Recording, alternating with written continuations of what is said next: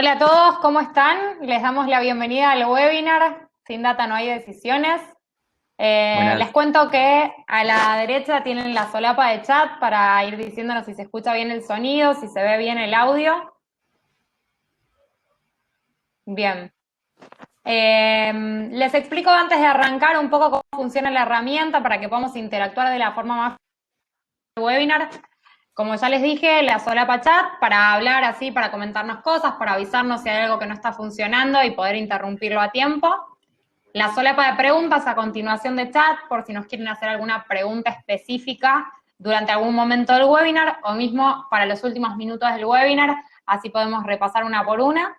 La solapa encuestas, Flor del otro lado de la línea va a estar arrojando ahí algunas preguntas que les queremos hacer, ideal si les pueden ir contestando, igualmente les vamos a estar avisando por medio del chat para tener un poco más de información de ustedes y poder hacer el webinar lo más empático posible. Bien, bueno, genial, ahí nos cuentan que se escucha perfecto, genial, buenísimo. Hola Diego, hola Martín, hola Fernando, bienvenidos a todos. Si quieren, bueno, nos pueden ir contando desde dónde nos están escuchando en cuanto a país y desde dónde en cuanto a lugar físico. En nuestro caso, ambos desde nuestros hogares, en plena cuarentena en Argentina. Imagino que si hay argentinos del otro lado también nos estarán escuchando desde sus casas. Bien, ahí nos dice si Fernando nos está escuchando de Argentina, ahí Sebastián también, quédate con el hashtag quédate en tu casa. Genial, bien. Perú en casa, sí, es el momento que nos toca vivir y les agradecemos que estén participando del webinar, a pesar de seguramente las decisiones que estén dando vuelta esta semana y los apuros que estén dando vuelta esta semana. Les cuento, yo soy Agustina Gallo, gerente de marketing del IDAKI, y del otro lado, ¿Qué tal? Yo soy Alan, soy el CEO y fundador de Digodat. Y bueno, nada, los vamos a estar acompañando hoy para hacer la segunda parte de lo que nos quedó corto el otro día y entrar en profundidad al tema de cómo hacer una buena estrategia de datos. bien, perfecto. Bueno, para los que no estuvieron en la edición anterior, habíamos repasado muchos temas relacionados con integración de data, así que vamos a tratar de hacer un breve contextito antes de arrancar con la parte de Alan, que va a estar hablando de Google Analytics para medir mejor, Data Studio para visualizar mejor, optimizar justamente para que todo este proceso gire, y finalmente con un bonus track de modelos de atribución, ¿sí? Esa va a ser un poco la agenda. Y un poco de contexto, ¿no? Más allá de contexto que tenga que ver con el webinar anterior, con la primera edición que nos quedó incompleta y por eso estamos haciendo esta segunda versión, un poco de contexto de actualidad, ¿no?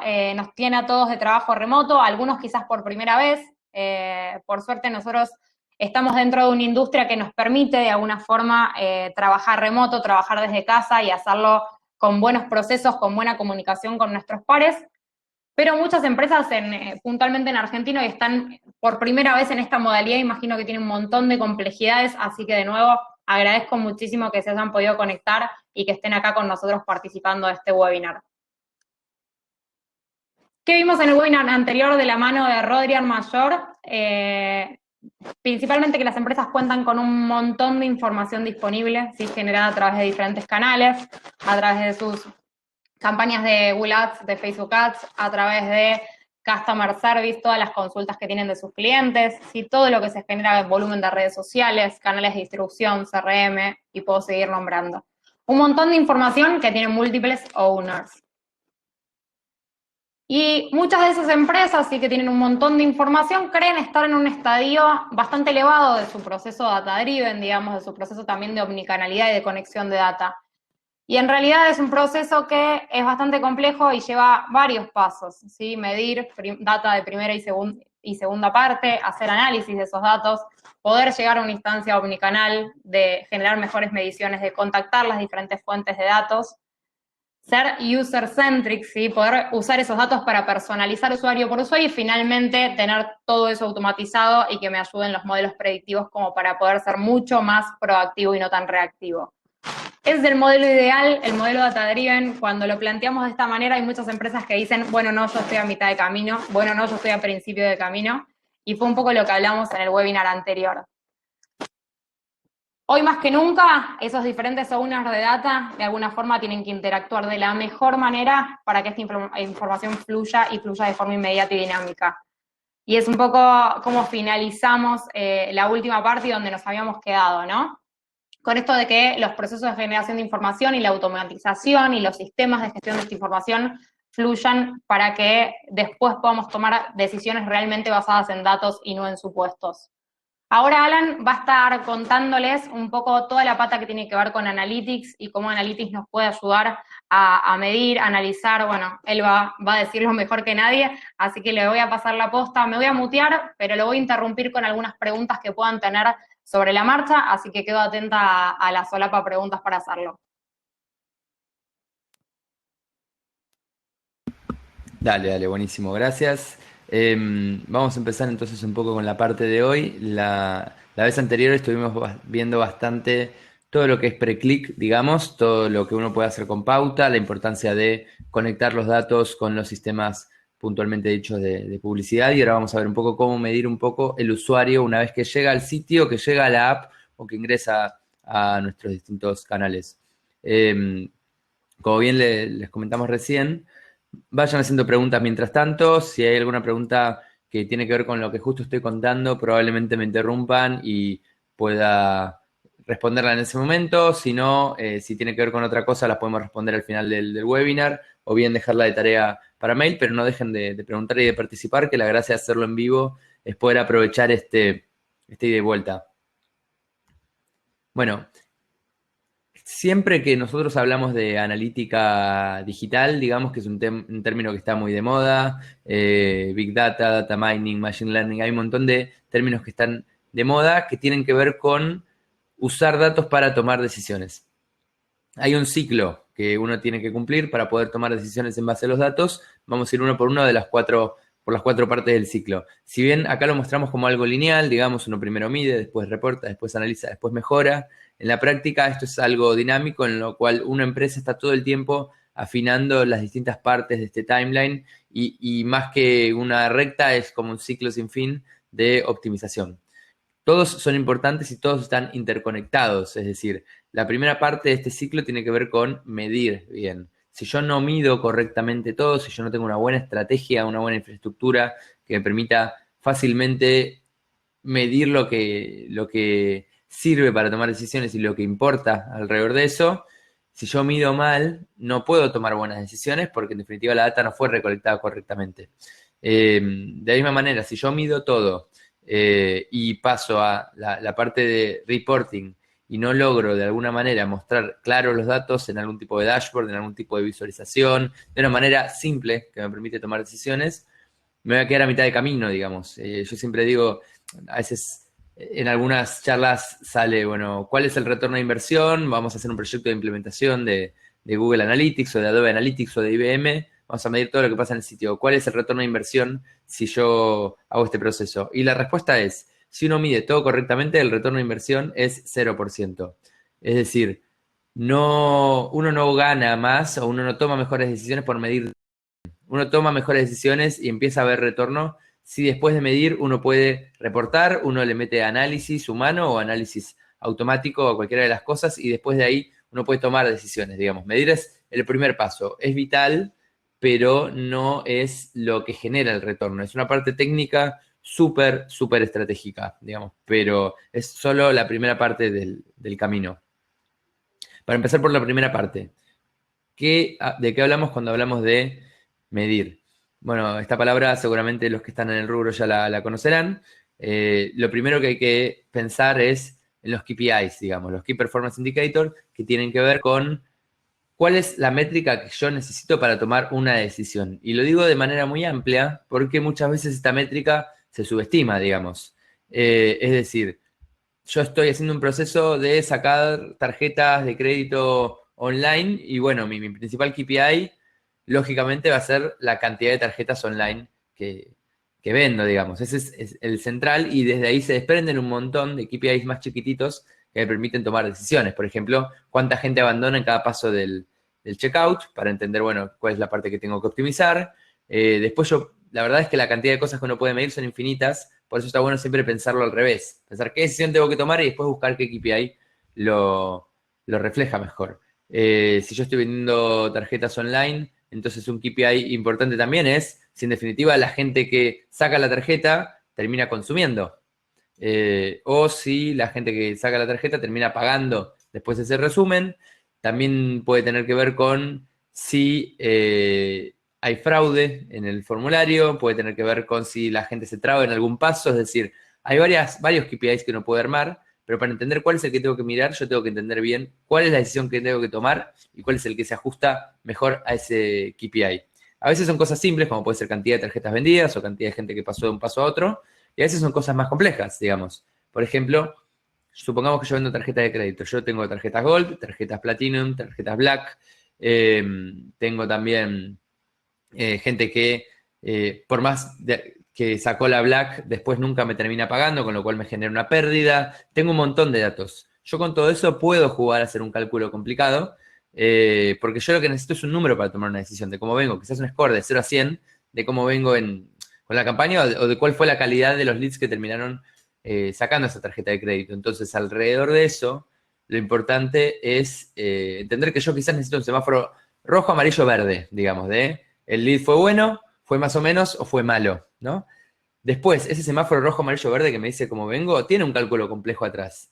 Pero está bueno pensar cómo se calcula el KPI final y pensar que tiene que ser simple, que tengo que poder tomar una decisión simple. No sirve para poder tomar una decisión poner 80 KPIs y decir, bueno, los KPIs de mi campaña son el porcentaje de rebote, las páginas por sesión, la gente que llega al paso 3, la gente que saca la tarjeta, la gente que saca una Black, la gente que termina pagando después de 5 meses y la gente que, no, que tuvo menos de 5 errores alrededor de eso. Si yo lleno mi pantalla de 20 KPIs para tomar una sola decisión, ahí voy a tener un problema, porque no voy a poder tomarlo porque algunos KPIs van a venir bien, algunos van a ir mal, por eso es importante en un primer lugar, armar lo que llamamos un plan de medición, que parece algo técnico, pero tiene mucha estrategia, que tiene que ver con entender qué métricas voy a poder tomar y poder sacar para tomar una decisión y cómo las voy a calcular. Y en base a eso, de eso se desprende técnicamente qué es lo que tengo que hacer para lograrlas. Nosotros tenemos muchos ejemplos de clientes, sobre todo al principio de nuestra relación, después más adelante se calma, pero que vienen y nos dicen, o sea, acabo de actualizar la home, decime cómo vengo, digamos. Y ahí nosotros nos damos vuelta y decimos, bueno, pero ¿cuál es tu KPI? No, no sé, yo la actualicé porque medio que estaba de moda y andaba medio lento, pero quiero que la gente me compre más, pero a la vez también es importante si me aprieta muchos clics en los banners de arriba, también es importante entender si con esto la gente se registra más y el problema de eso es que fue una acción muy importante, por ejemplo, cambiar la home o cambiar un sitio, que no fue siguiendo el orden del que hablamos anteriormente, medir, reportar, analizar, mejorar. El plan de medición es la primera parte de esto, digamos. Antes de lanzar una nueva acción, yo tengo que tener bien en claro los KPIs y tengo que tener bien en claro qué voy a medir antes de lanzar el nuevo diseño, antes de lanzar el nuevo producto, antes de todo, yo tengo que entender el plan de medición. El plan de medición viene en el momento de maquetado de una nueva campaña o de una nueva acción. No nos vamos a meter en la parte técnica, digamos, de cómo medir.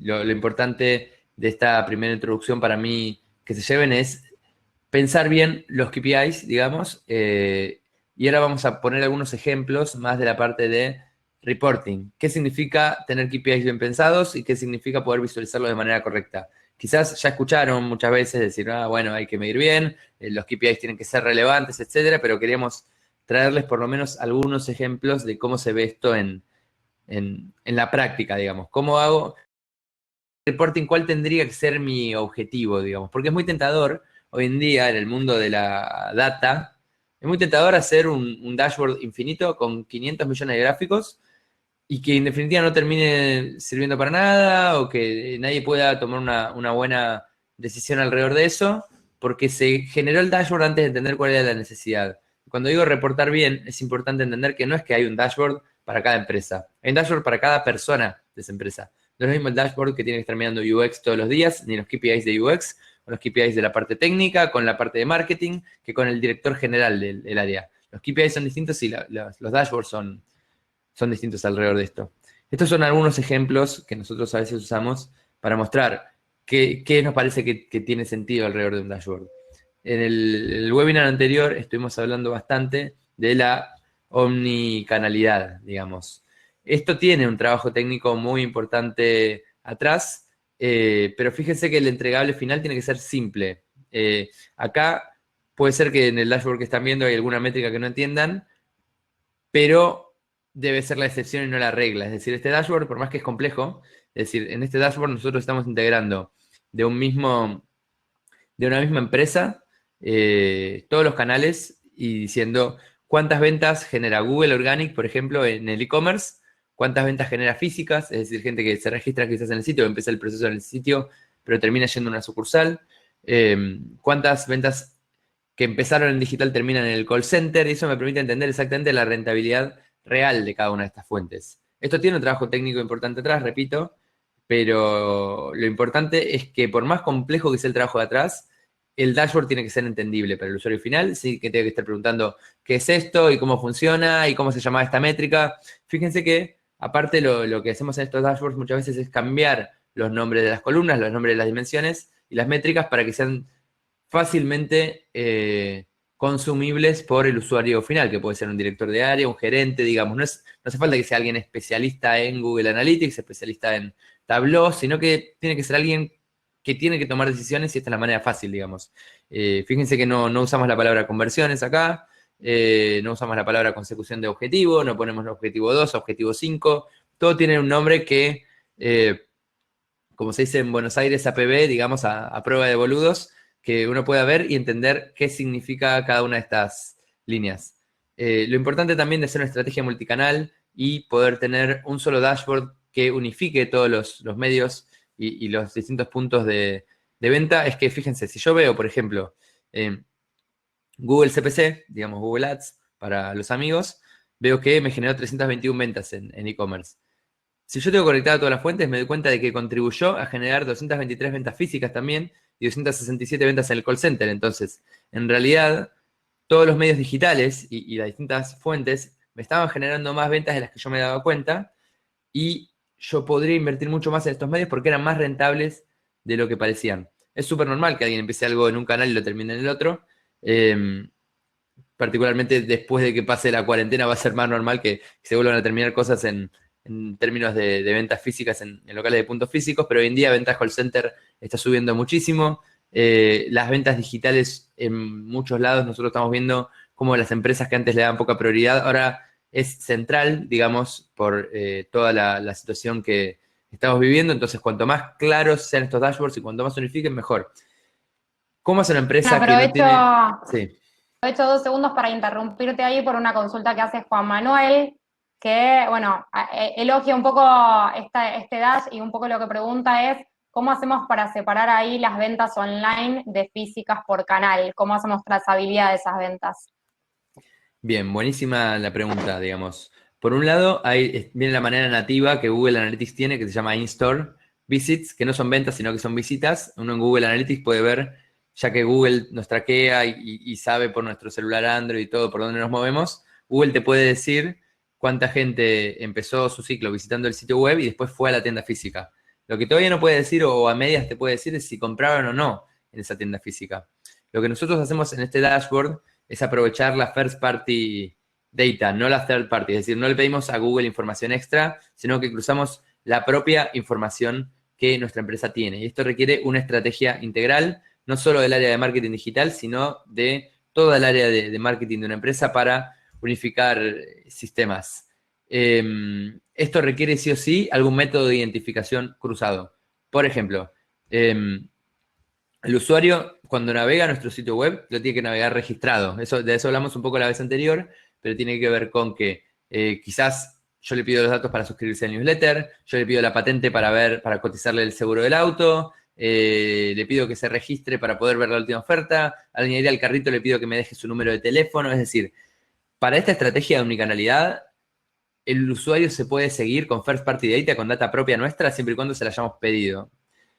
El primer paso de esta estrategia es que el usuario, cuando navega en nuestro sitio web o en nuestra app, esté logueado o nos haya dicho quién es, digamos. Quién es en términos amplios. Puede ser por número de patente, puede ser por email, puede ser por número de cédula o de documento según el país en el que estén. Una vez que tenemos al usuario identificado en nuestro sitio web o en nuestra app, eso se llama User ID, digamos. Yo ya sé exactamente quién es el usuario y qué hizo en mi sitio web. Entonces yo ya sé de qué canal vino. Esa es la primera parte de esta estrategia. La segunda parte es que se identifique cuando termina este proceso. Es decir, cuando el call center lo llama o cuando... Bueno, cuando el call center lo llama es muy fácil esto porque básicamente si online estaba registrado, el call center seguramente lo llamó del registro que tiene y es más fácil hacer esta trazabilidad. Pero cuando va a una tienda física, esto necesitamos sí o sí que en la tienda física cuando nos compra nos diga quién es.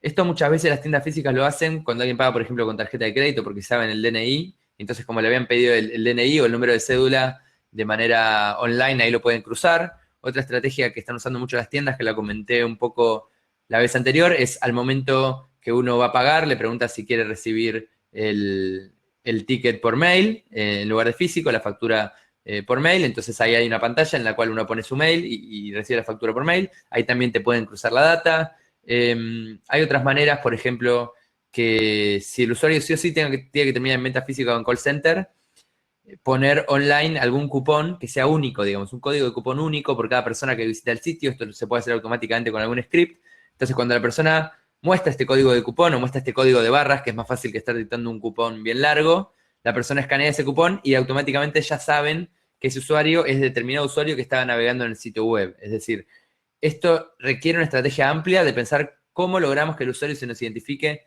en los distintos medios. Puede ser a través de ID de promoción, puede ser a través de ID de cédula, puede ser a través de email, digamos, de alguna manera, en las cuales yo después lo pueda cruzar por atrás. Esto requiere un trabajo técnico y depende mucho de la infraestructura de cada uno de nuestros clientes.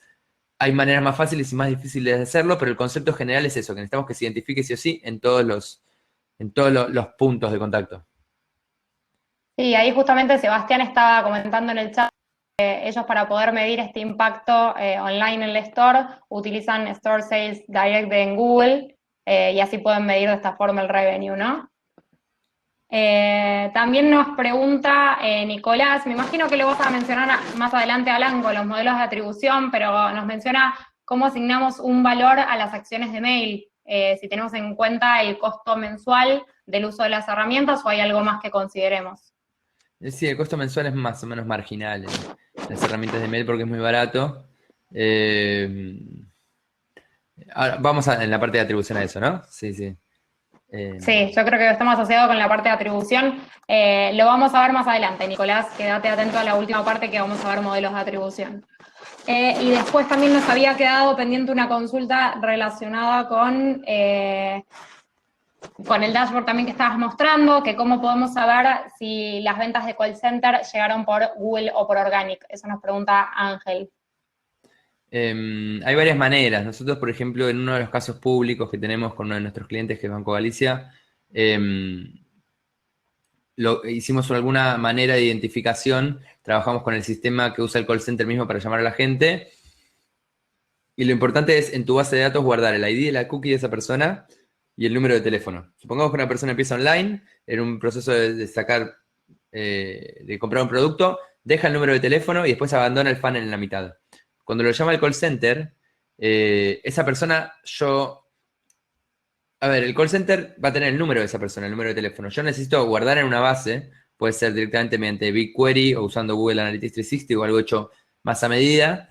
Yo necesito en una base guardar cuál es el número de teléfono de esa persona, que tiene que estar encriptado porque es información personal, y cuál es el ID de la cookie con el que navegó en mi sitio. Si yo tengo esos dos datos y el call center lo llama a esa persona, es armar una integración por atrás por una herramienta que no vamos a ver ahora porque es medio técnica, que tiene que ver con usar el protocolo de medición de Google Analytics 360, por el cual el servidor del call center, a la hora de que alguien termine comprando el producto, le avise a Google Analytics que ese número de teléfono puntual, que ese ID de cookie, les acaba de comprar un producto y decirle el monto del producto, qué producto era y cualquier otra data que se le haya sacado a través del call center. No es una integración que se haga de la noche para la mañana, ni algo que simplemente cargo los mails y listo, digamos, requiere un trabajo importante atrás.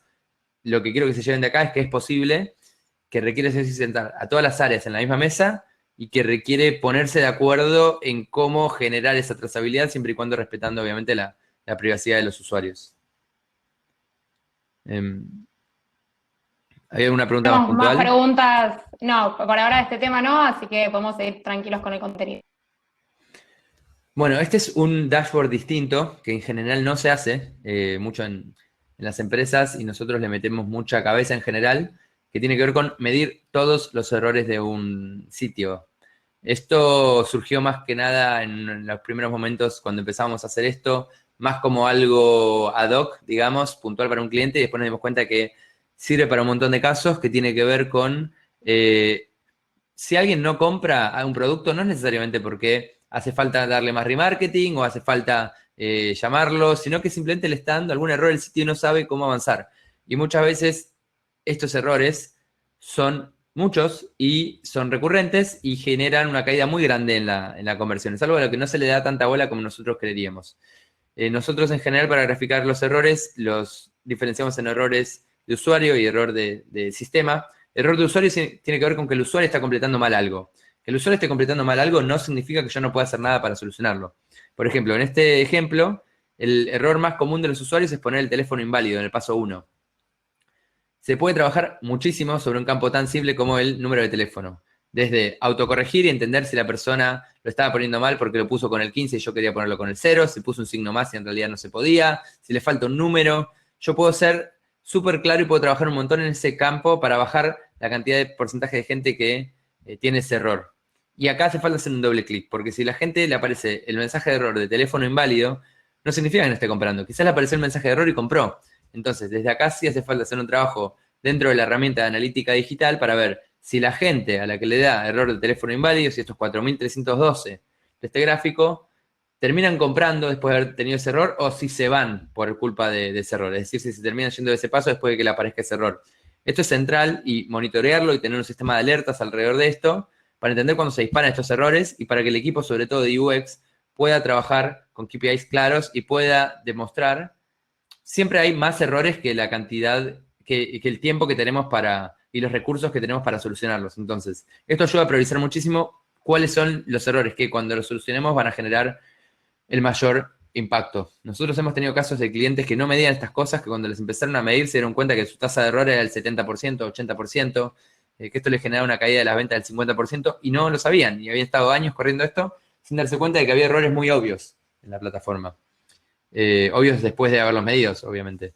El segundo tipo de error es el de sistema. Si a alguien no le carga el sitio, si el sitio tarda 10 minutos en cargar cuando en general tendría que tardar 10 segundos, si en definitiva aparece un error porque hay problema de fraude, si se cayó el sistema de cobro de tarjetas de crédito, todo esto yo lo tengo que poder medir dentro de Analytics. Los equipos de sistemas lo miden en general de manera interna, pero si yo no lo mido dentro de Analytics, yo no puedo hacer una audiencia de la gente que quería comprar en el último paso y justo se cayó mi sistema de pagos. Yo no puedo hacer un script que automáticamente cuando aumentan los errores internos pause alguna campaña. Es decir, si esto lo hago desde Google Analytics, yo lo puedo integrar con el resto de mis esfuerzos de marketing digital. Como comentaba la vez anterior, que dábamos el ejemplo con la integración del sistema de stock a la pauta, la integración del sistema de errores a la pauta también es vital. Si se cae el sitio, tienen que frenar las campañas. Si de golpe a todo el mundo le da un error en el paso 2 de usabilidad, tiene que llegar una alerta a la persona indicada. Y quizás le tiene que llegar por mail o quizás por SMS si es fuera de horario. Es decir,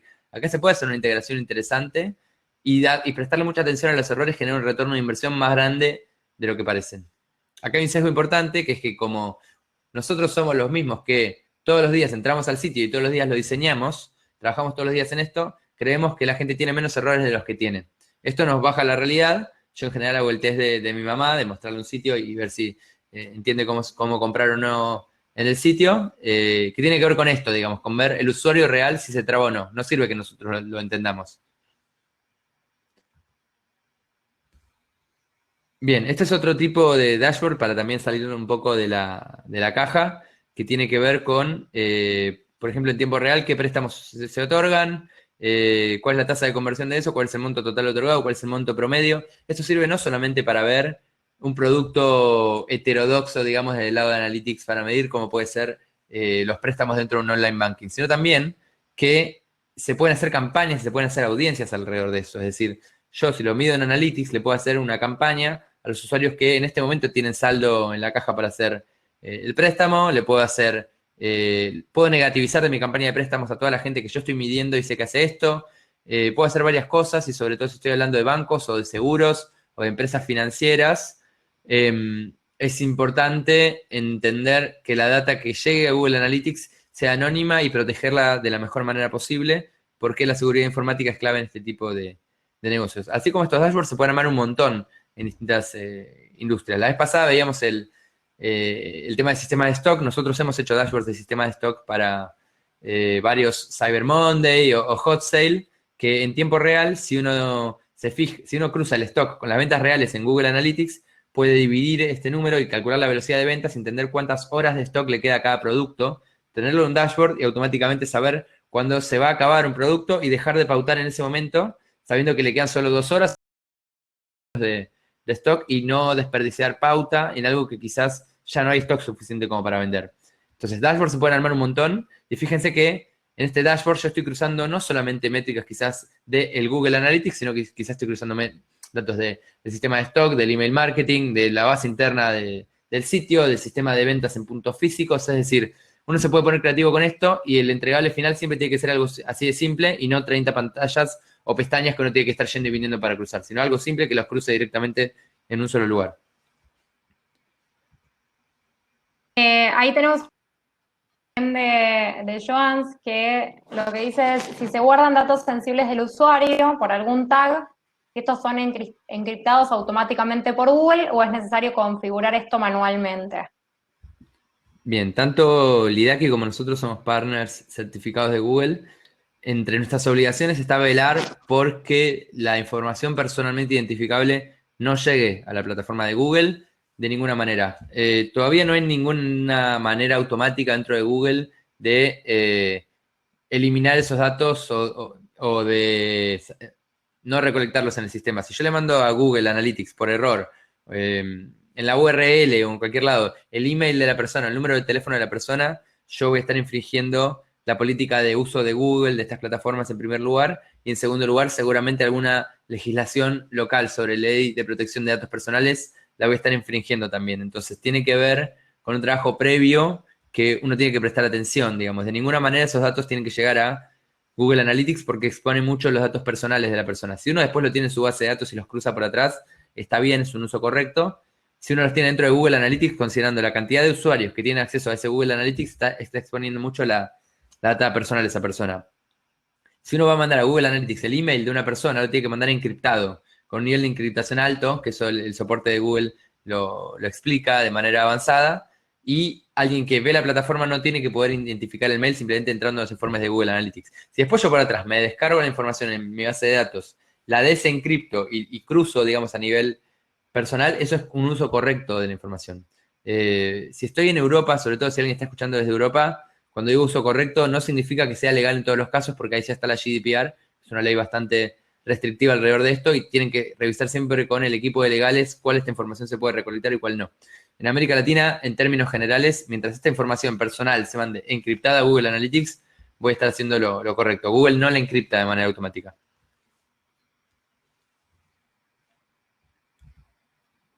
Bueno, siguiendo un poco a la siguiente parte de lo que nos toca hablar hoy un poco, ya hablamos de la importancia de medir, de tener un buen plan de medición, de setear KPIs claro. Ya hablamos de, bueno, una vez que yo mido todo, de hacer un dashboard bien simple en el que se puedan tomar decisiones. Fíjense que todos los dashboards que vimos anteriormente tienen en común que yo no necesité enseñarles a usar la plataforma. Los dashboards se tienen que poder explicar por sí mismos, tienen que ser así de simples.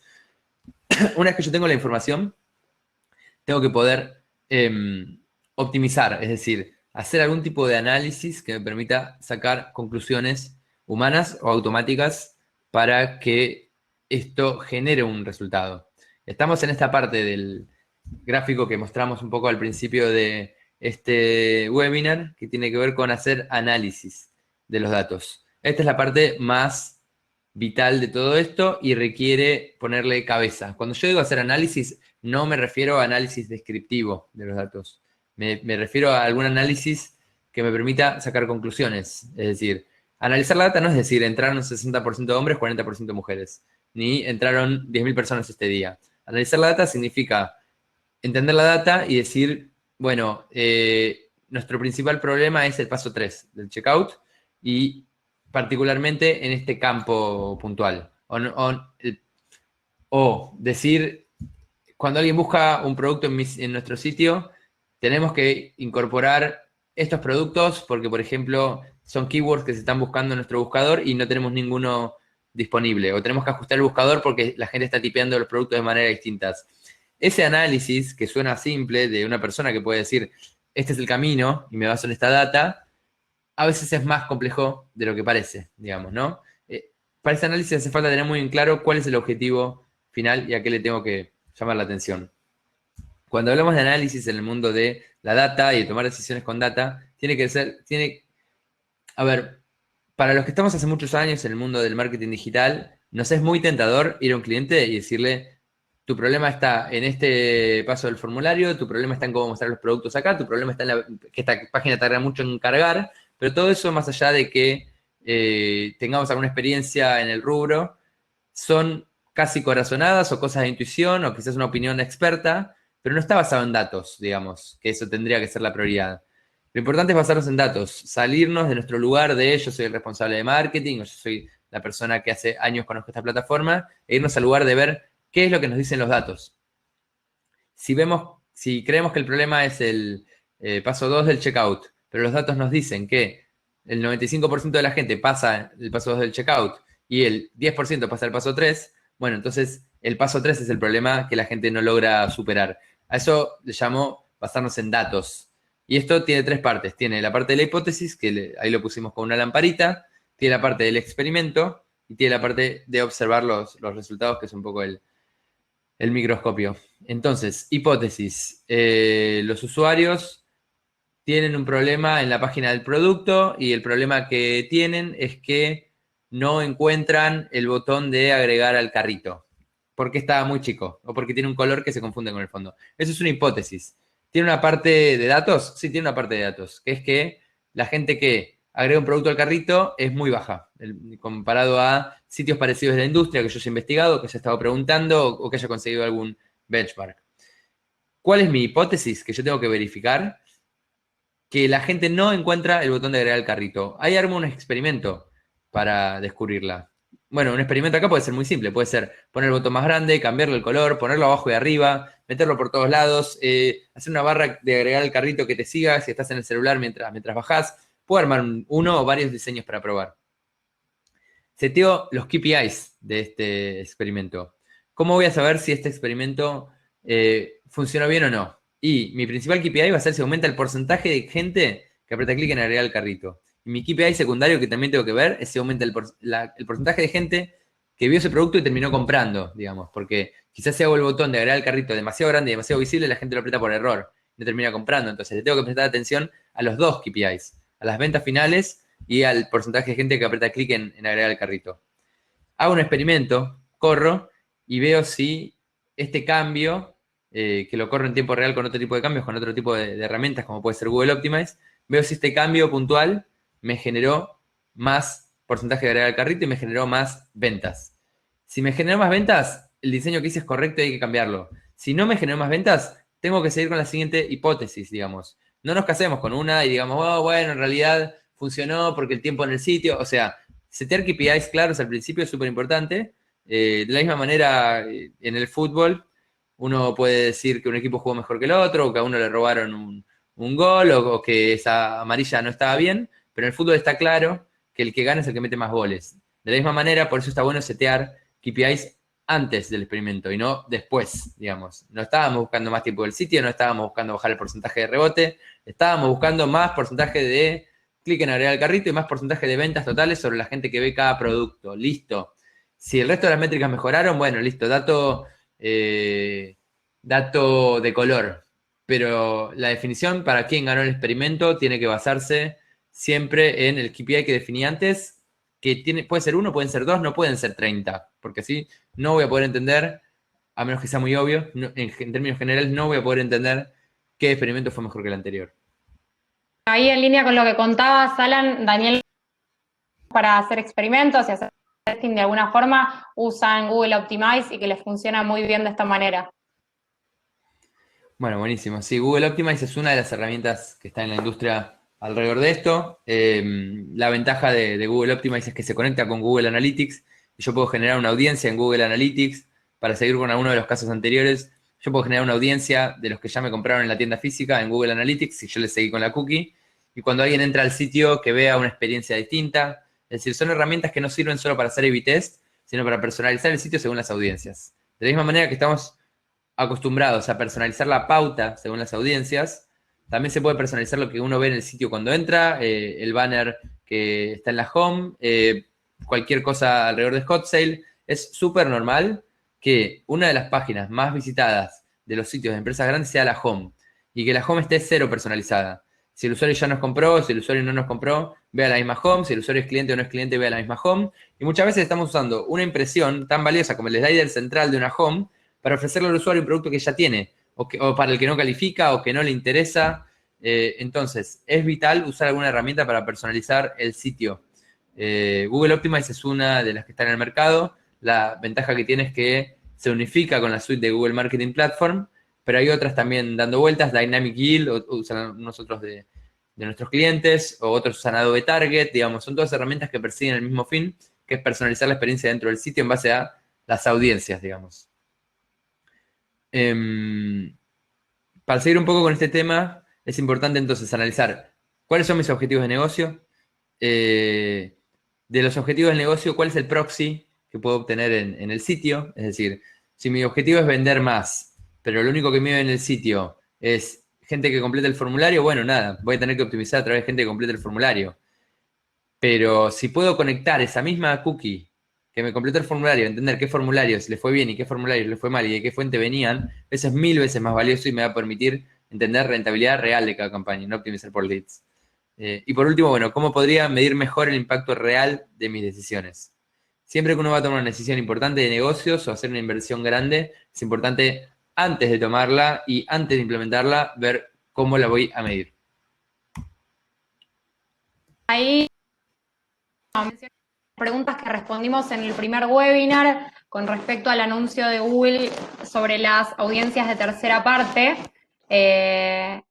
Hay un anuncio y un poco un rumor corriendo con respecto a eso.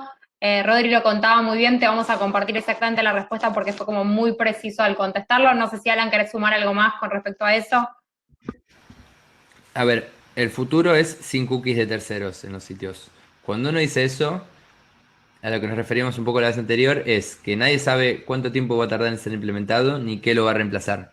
Entonces, está bueno estar preparado para un futuro sin cookies de terceros, pero no hay un timeline claro de cómo va a funcionar el mundo sin audiencias de terceros. Probablemente algún parche haya, alguna opción haya dando vueltas que haga algo parecido que lo que hacían las cookies de terceros, pero en principio está bueno darle la mayor cantidad de importancia posible a las cookies de primera parte. Todo lo que hablábamos recién de nosotros mismos ser los que recolectamos la información y no depender de las in-store sales de Google solamente, o depender de que Google me diga si el usuario es hombre o mujer, porque esa información compartida casi que nos presta Google, que es un tercero, en el futuro probablemente no exista o no esté tan liberada como está hoy, por todos los avances en cuestiones de legislación de privacidad que está habiendo en el mundo.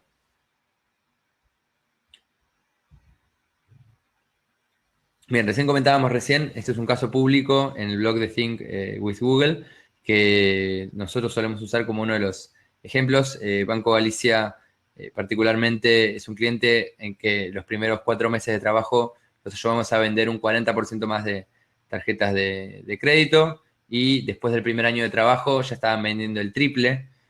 Obviamente este trabajo no lo puede hacer ni Digodat solo, ni Lidaki solo, ni el cliente solo. Esto requiere equipos alineados de todas las partes, un equipo de desarrollo que responda rápido, un equipo de diseño que responda rápido, una agencia que corra la pauta de manera correcta, una consultora de analítica digital o un equipo de analytics interno que ayude a armar todo este equipo.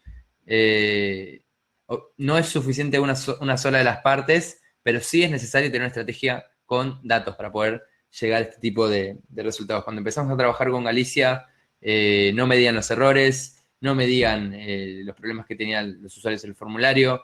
Si un usuario abandonaba online y terminaba comprando a través del call center, no lo tenían cruzado, entonces no entendían exactamente cuántas ventas generaba el canal online. Y quizás a veces el call center generaba más ventas aún que el canal online, entonces se estaban perdiendo muchísimo y el CPA era muy distinto al que ellos creían. Entonces, alrededor de eso, de una estrategia unificada, integral, de medir todo, graficarlo correctamente en Data Studio, correr a través de Google Optimize distintos tests con una metodología constante, uno puede avanzar en esto. Cuando decimos que se generan estos resultados, no siempre son rápidos y no son un trabajo de corto plazo. No es que yo hago analítica digital 2 meses y automáticamente veo un retorno, porque la primera parte es muy técnica, es muy medir todo, es muy entender, es muy reportar. Una vez que está todo eso, recién puedo empezar a analizar. Y de las primeras análisis de hipótesis, ahí muchas veces surgen cosas con mucho valor. A veces no la pegás en el primer test, a veces la pegás en el segundo o en el tercero, pero el incremental es claro, digamos. El mundo se está volcando hacia la data porque el incremental a largo plazo es claro y nosotros lo vemos en todas las cuentas en las que trabajamos. Te sumo de los que respondieron la encuesta, un 17% menciona hacer banco fintech, así que calculo que este caso después va a generar preguntas y te las vamos a estar acercando. Dale, bueno, buenísimo. Si les parece, vamos un poco al bonus track de hoy, que tiene que ver con modelos de atribución efectivos. Modelos de atribución es un tema complejo desde muchos ángulos y respondemos porque es una pregunta que surge en los clientes muchas veces. Hace unos años se puso muy de moda la palabra modelos de atribución. Si se fijan en las comunicaciones oficiales de las empresas más grandes que se dedican a atribución, como puede ser Google, Adobe, IBM y alguno más, no está tan de moda como en otro momento porque es un problema muy, muy complejo. No hay una solución única y nadie tiene la solución ideal. Vamos a tratar de acercarnos un poco de qué se trata la atribución, cuál es el problema y cuáles son los distintos approaches que uno le puede dar para solucionar este problema. Te interrumpo 2 segundos antes de que, porque nos quedó pendiente una preguntita del caso que tiene que ver con si está integrado Data Studio o Analytics con el sistema de gestión interno para validar la conversión real en el caso del banco. En el caso del banco, Google Analytics está integrado con el call center, por ejemplo.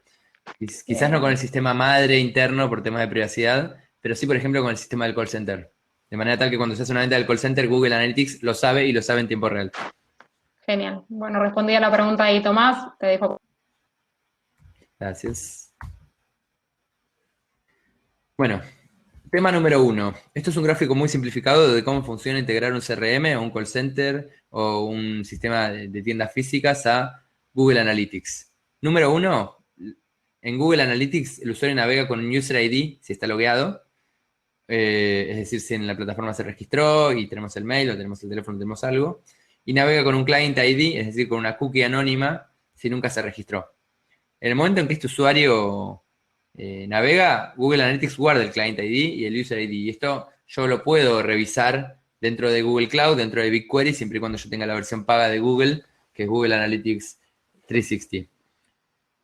Es muy importante que este ID de cookie o que este ID de usuario se guarde a la hora de que el usuario genere una transacción o genere algo que haga que el CRM o la base de datos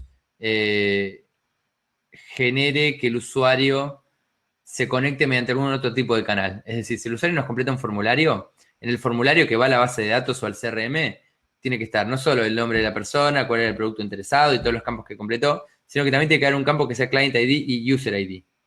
Si yo le digo acá, porque es el idioma en el que Google Analytics identifica a esta persona.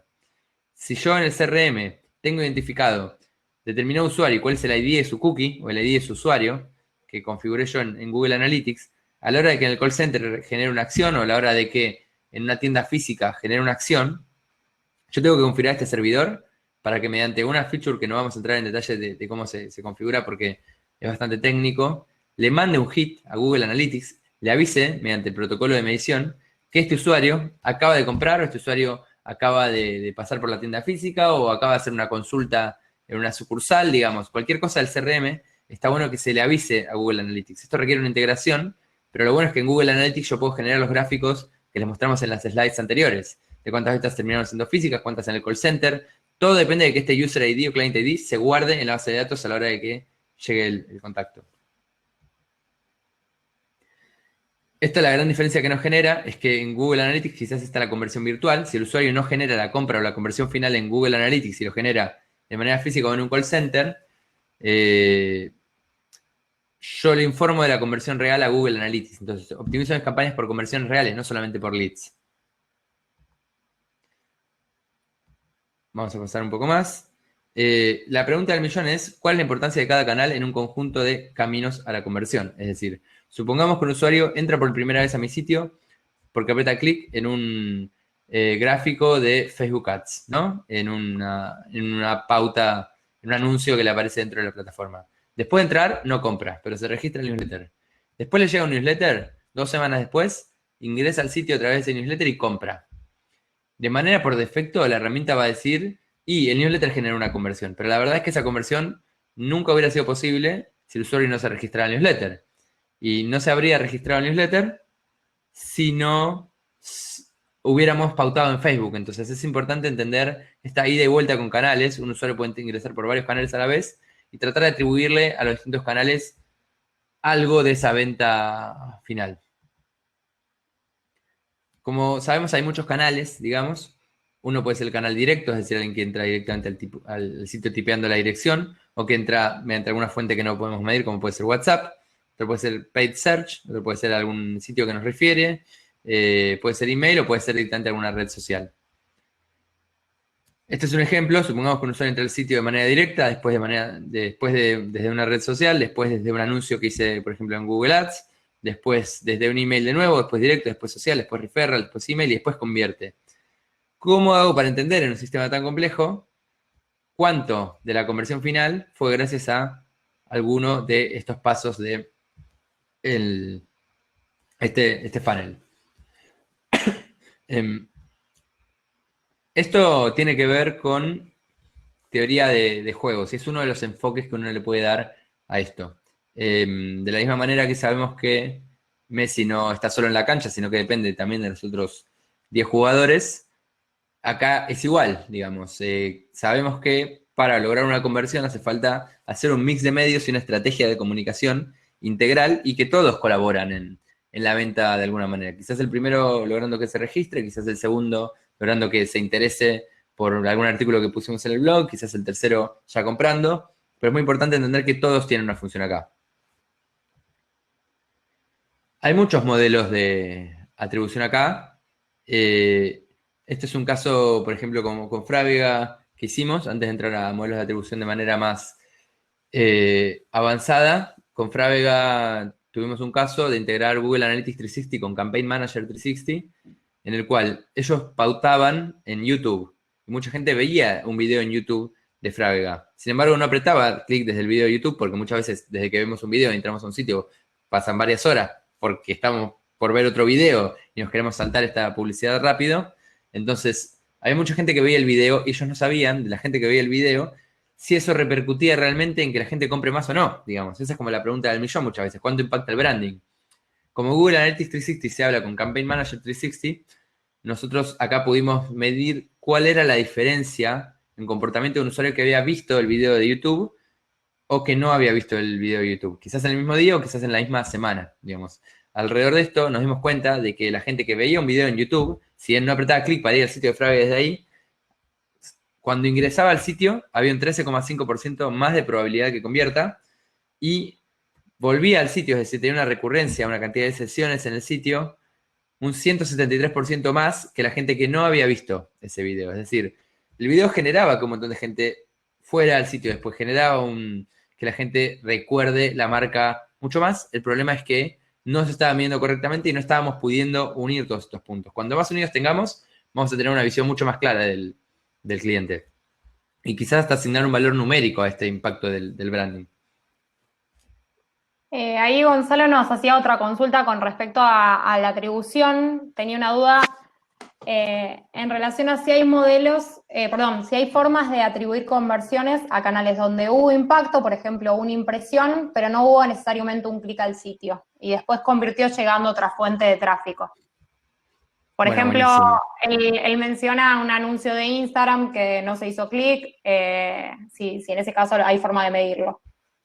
Bueno, con Instagram y con Facebook estamos medio jodidos porque hay una pelea, obviamente, una disputa comercial entre Google y Facebook en la cual no se comparten estos datos. Entonces, si alguien vio el anuncio por Instagram, pero no le hizo clic y después terminó comprando, Google Analytics no tiene manera de reflejarlo porque Instagram y Google no se hablan. Pero si el usuario vio un anuncio de display que se corre por programática a través de alguna herramienta de Google, como puede ser Display and Video 360, yo sí puedo saber cuánta gente que vio ese anuncio y no hizo clic, después terminó ingresando al sitio y comprando o generando alguna acción.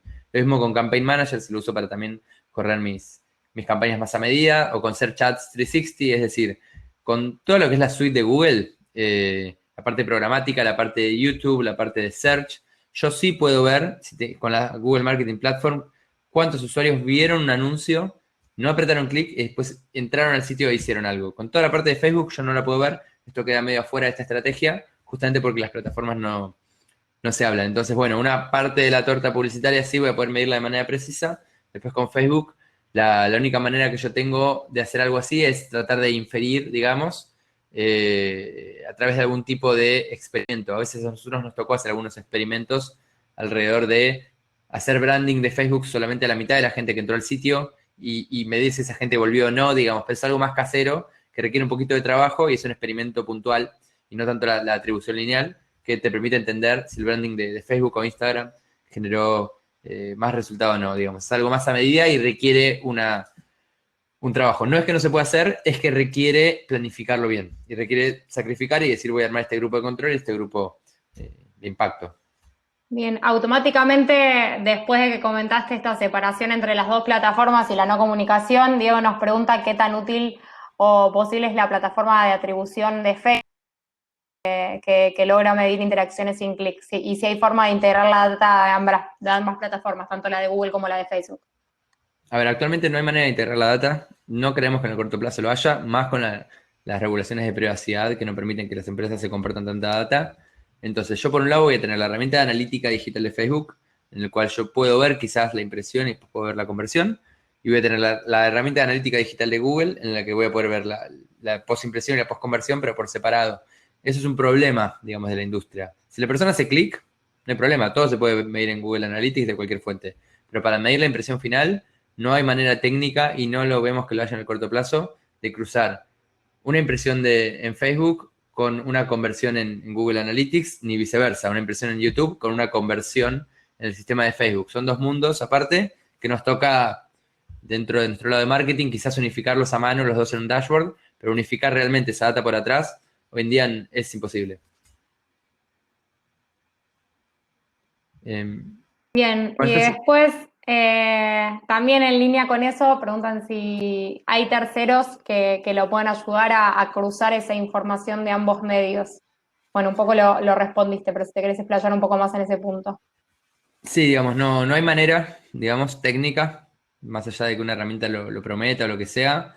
Uno puede hacer un análisis estadístico e inferir que pasó algo. Por ejemplo, armar un grupo de user IDs y a la mitad pautar con Facebook en branding y a la otra mitad no, y ver si ese grupo de user IDs terminó comprando o no más en Google Analytics. Es algo que uno puede hacer a mano para cruzar, entre comillas, los dos mundos. Pero en términos reales no hay ningún tercero que pueda tener el user ID de cada impresión de Facebook o el ID de cookie y cruzar esa ID de cookie con el mundo de Google, ni viceversa, porque las empresas decidieron que no se pueda, digamos, es una decisión formal, no es una feature que falta venir, es una decisión de las dos empresas de no compartirse data en este contexto de competencia por la torta global de publicidad digital. Llegamos justo a tiempo cumplido el webinar, más puntual imposible. Ahí nos van entrando nuevas preguntas. Este es un buen momento como para hacer preguntas, tanto lo de modelos de atribución con lo que explicó anterior Alan, que tiene que ver con Google Analytics y Data Studio. Alejandro nos pregunta si tenemos algún caso o ejemplo de cómo impulsa la pauta pagada en campañas digitales las conversiones orgánicas. ¿Qué significa a qué se refiere? Ahora intentamos un poquito mejor? más. Alejandro, si nos podés dar un poco más de información con respecto a qué te referís con las conversiones orgánicas, mejor. Quizás Bien. tiene que ver con si alguien entra al sitio de manera directa o a través de Google Orgánica, algo así. Yo calculo que se refiere a visitas no pagas. Bueno, si yo mido la impresión, puedo ver eso. Puedo entender cuánta gente me terminó googleando y entrando al sitio de manera gratuita y vio antes mi anuncio. Nuestra experiencia al medir la impresión y cuánta gente vio la impresión, no hizo clic y después terminó entrando de alguna manera orgánica, es que el impacto del branding es alto o muy alto, digamos. No lo puedo poner en números, pero impacta cuando se hace bien y cuando se hace de manera targeteada. Y no hace falta estar suponiendo cuánto impacta o suponer que si hubo muchas impresiones, mucha gente entró, sino que la Google Marketing Platform te permite hacer ese cruce, por lo menos del mundo Google y del mundo programático y de YouTube, digamos. Excelente. Bueno, los invitamos a hacer alguna pregunta adicional, si es que hay. Y también ahí Flor acaba de dejar, además de las que ya había dejado, con respecto a su opinión del webinar y de alguna forma de dejarnos algunos comentarios con respecto a temáticas de futuros webinars que tengan que ver con esto o que sean de otra temática que no tiene relación directa.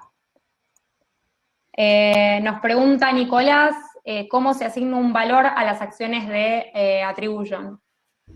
Bueno, bien. Si quieren cerramos con esta pregunta. Gran pregunta.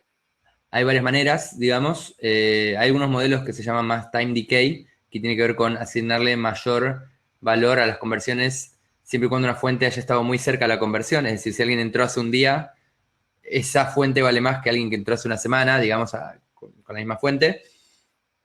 Hay otras maneras que tienen que ver con asignarle todo el valor de la conversión a la fuente que trajo el usuario por primera vez al sitio. Que también es injusta, digamos, o sea, cada una de las maneras de ajustar el modelo de atribución es subjetiva y quizás tiene que ver con el objetivo que yo persigo. Hay herramientas automáticas como los modelos data-driven de Analytics 360 que por Machine Learning tratan de asignar automáticamente un valor a cada conversión, pero la industria cada vez más está tendiendo a no darle tanta bola a esos algoritmos tan avanzados porque es muy difícil entender cuándo un modelo de atribución funciona mejor que el otro. Se está yendo mucho más a ese mundo de cruzar todas las fuentes y de hacer algunos análisis manuales que de hacer el modelo de atribución exacto que va a servir para toda la vida. O hacer un modelo de atribución mucho más complejo que el last click. El time decay a mí me gusta como modelo y a veces lo usamos, que tiene que ver con darle la mayor cantidad de conversión a una fuente cuanto más cerca ya estaba el momento final de la compra. O si no, cambiar de modelo de atribución según el objetivo, digamos. Por ejemplo, si yo quiero vender más ya, usar un modelo last click tiene sentido. Pero con el modelo last click yo estoy penalizando las fuentes que me hacen ganar usuarios que me van a comprar en el futuro, digamos. Por ejemplo, con el modelo last click yo le estoy dando más valor a email marketing que a una campaña de comprar zapatos, digamos. Porque la campaña de comprar zapatos es alguien que quizás entra y no compra en ese momento porque está buscando una búsqueda muy genérica.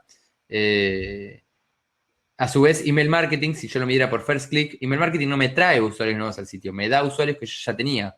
Entonces, por ejemplo, si yo quiero hacer base para vender más en un futuro, me conviene hacer algún modelo que le dé más importancia a la atribución, a la primera interacción, a la fuente que me trae más usuarios, porque así voy a empezar a hacer más base de usuarios y todas esas búsquedas más genéricas, todas esas cosas que a largo plazo rinden, pero a corto plazo no, van a valer más. Por ejemplo, estoy haciendo una campaña para regalos de Navidad y es el 10 de noviembre. Y bueno, me sirve usar un modelo quizás de First Interaction para la gente que entra. Porque yo lo que voy a querer es optimizar la pauta para traer más usuarios que hacen las primeras búsquedas iniciales sobre comprar regalos de Navidad.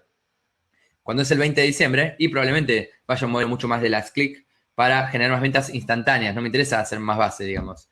Entonces tiene que ver mucho con la estrategia final. La respuesta exacta de cuál es el mejor modelo de atribución no está dada. Hemos visto varios intentos estos años de varias empresas de generar el modelo de atribución definitivo para todas las empresas de la región, etcétera. Estos modelos, ninguno encontró la solución exacta. Sí hay approach y lo mejor que uno puede hacer es probar distintos modelos y ver cuál es el que le genera el mayor retorno de inversión. Es difícil de probar porque no se puede hacer de manera A/B test. Hay otros modelos que tienen que ver con marketing mix modeling, que tienen que ver con hacer algún modelo econométrico que por regresión trata de entender qué mix de medios en términos de costos fue el más efectivo, pero no hay una respuesta única. No la busquen porque no la hay y es una discusión que a nivel global está abierta, que tiene que ver con cuál es el mejor modelo de atribución o cuál es el indicado. Nuestra recomendación es que prueben varios y según sus objetivos tomen la mejor decisión posible para el modelo que les sirva para cada caso. Y el que funciona, funciona, y el que no funciona, no funciona, y básense en la data para entender cuál es el que mejor les funciona a ustedes. Te voy a robar 5 minutos más para una última pregunta muy coyuntural, o sea, de métricas y coyuntural que hace Joans, que en este caso pregunta por KPIs que sean importantes al analizar consecuencias directas o indirectas del coronavirus. Puntualmente él lo pregunta para e-commerce. Qué difícil. Hay que Complicada. partir por las hipótesis, digamos, del coronavirus, digamos, ¿no? Para saber qué tipo de métricas podría haber o qué tipo de miedo podría llegar a tener de manera online. Hipótesis número 1, los usuarios compran más online que lo que compraban antes. Obviamente depende del rubro, estoy haciendo una generalización. Hipótesis número 1, los usuarios se volcan más a digital porque las sucursales están cerradas, porque no quieren salir a la calle, porque están en cuarentena, entonces. Hipótesis 1, sube el tráfico en digital. Hipótesis 2, ese tráfico que entra es tráfico que como sube y no está acostumbrado a comprar en digital es más inexperto. Entonces, si es más inexperto, tendría, por ejemplo, que caer mi tasa de conversión. Porque son usuarios que no saben comprar en digital. O sobre todo tendría que caer desde el celular o desde algo que no esté bien preparada mi plataforma. Tendría que ser más importante la UX de golpe. Y tendría que prestar más atención a ver recordings puntuales de esos usuarios y entender por qué no compran. Porque es probable que esté teniendo errores nuevos, que si los usuarios que entraron a mi sitio ya estaban medio acostumbrados a comprar online, ahora son otro tipo de público. Yo me diría mucho en este momento, mediante alguna herramienta de heatmap, en dónde se posan la atención los usuarios. Pondría algún chat en vivo para que hagan preguntas. Probablemente ahora sea más importante que nunca los tiempos de entrega, los costos de entrega, otras cosas que estamos tratando de revisar nosotros de nuestro lado es también si de golpe, no sé, yo me volví, por ejemplo, heavy user de Rappi en este momento. Estoy comprando todos los días, antes no compraba nunca, porque básicamente estoy en cuarentena. Entonces, alrededor de todo ese tipo de data, depende mucho de cada rubro y de cada empresa, pero es muy importante hacer hipótesis primero y prestar mucha atención porque seguro que hay una variación de tráfico y va a verlas en las próximas semanas mediante esto avanza. Y eso también significa una oportunidad mucho más grande para vender más online. Eso es alguna approach general que yo le daría a lo que hay que ver para el coronavirus. Clarísimo, creo que se llevaron ahí una respuesta bastante exacta para lo que es la incertidumbre, ¿no?, de la situación. Ahí justo les dejé el link de la primera parte del webinar por si quieren ver la totalidad. Quienes aún no participaron lo pueden hacer, ya está subido a YouTube, y lo mismo vamos a hacer con este por si lo quieren compartir con algún colega.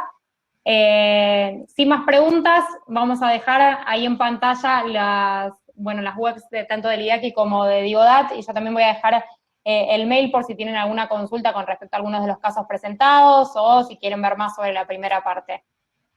Alan. Bueno, gracias a todos y todas por participar. Lo mismo nos pueden seguir mandando por mail alguna consulta. Tuvimos una cantidad de gente que entró altísima, por suerte. Así que vamos a tratar de seguir potenciando este medio. Exactamente. Bueno, ahí les dejé el correo para consultas de cualquiera de los dos tipos. Yo también los puedo redirigir con Alan sin problema. Así que muchas gracias por participar y más sobre todo en este contexto, por sumarse al primero y por también sumarse al segundo. Les mandamos un saludo grande y quienes estén en cuarentena, paciencia.